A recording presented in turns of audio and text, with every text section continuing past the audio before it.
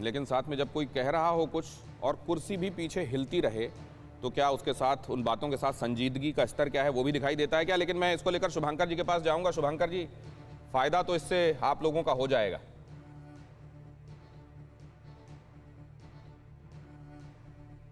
देखिए, हम लोग एक चीज सोचना चाहता हूं, हमारा पार्टी का तरफ से अदित चौधरी जी क्लियर कर दिया है।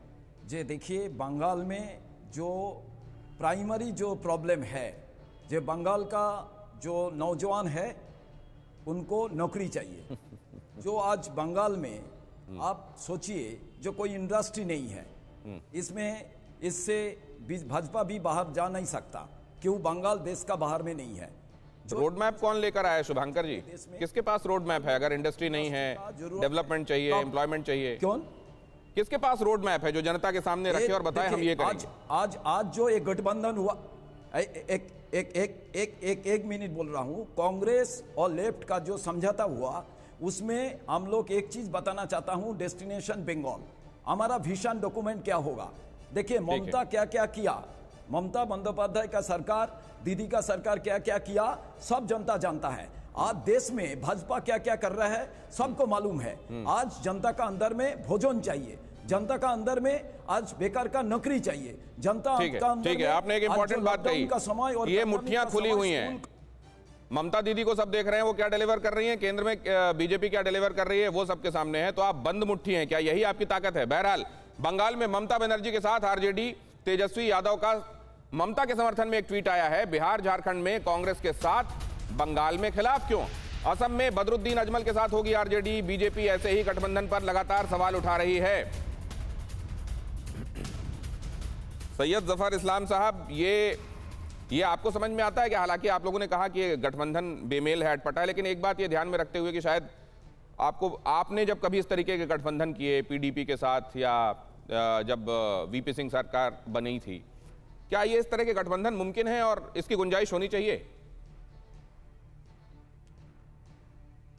देखिए, हमने पीडीपी के साथ इलेक्शन रिजल्ट आने के बाद और जब इस तरह का मैंडेट मिला कि कोई भी पार्टी सरकार बनाने के स्थिति में नहीं थी और वहां की जनता सफर कर रही थी, तो हमने जनता के हित में डिसीजन लिया और थोड़े देर के लिए पार्टी का हित छोड़ के जनता के हित के लिए हम लोगों ने सरकार बनाई, कॉमन मिनिमम प्रोग्राम को ध्यान में रखते हुए।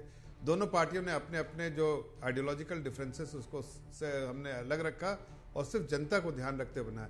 यहाँ पर जो है वो साफ दिखता है कि ये अपॉर्चुनिस्टिक तरह से ये लोग जो है अलायंस करते हैं। इनकी कोई मंशा, कोई जो बोलते हैं आइडियोलॉजिकल गाइडलाइंस नहीं है या उस पर कोई गाइडेंस नहीं है। ये देखते हैं जहां सत्ता की भूख, जहां सत्ता मिल सकता है। ये फर्क तो है सैयद जफर इस्लाम। ये गिनाया जाता है कि मोरारजी देसाई की सरकार बनी थी, तब जनता पार्टी आई थी, समाजवादी और राष्ट्रवादियों ने मिलकर सरकार बनाई थी। वीपी सिंह की सरकार, जेडीएस के साथ एक बार भारतीय जनता पार्टी ने कर्नाटक में सरकार बनाई। लेकिन ये पोस्ट पोल अलायंसेस रहे, उसके पहले पीडीपी के साथ भी पोस्ट पोल, उसके पहले कभी ऐसा नहीं हो। सुनीत जी, आखिरी कमेंट आपका, इसके साथ कंक्लूड करना है मुझको। सुनीत जी की आवाज सुनाइए प्लीज। जी मैं सुन रहा हूं, मैं कह रहे हैं आवाज सुनाइए। हेलो। बहुत शुक्रिया आप सभी का हमारे साथ आज की चर्चा में हिस्सा लेने के लिए। जब मैं आपके पास पहुंचा तब आपको अपनी बात कहनी चाहिए थी सुनीत जी। बहरहाल, प्रधानमंत्री की रैली में नजर आ सकते हैं सौरव गांगुली। अहम खबर सुन लीजिए और उसके साथ ही आड़ी में आज विराम देंगे। 7 मार्च को कोलकाता के ब्रिगेड मैदान में चुनावी रैली है और गांगुली के अलावा मिथुन चक्रवर्ती भी मंच पर आ सकते हैं। बंगाल के फिल्म कलाकार भी यहां पहुंच सकते हैं। बीजेपी नेताओं ने गांगुली मिथुन के आने पर चुप्पी साध ली है।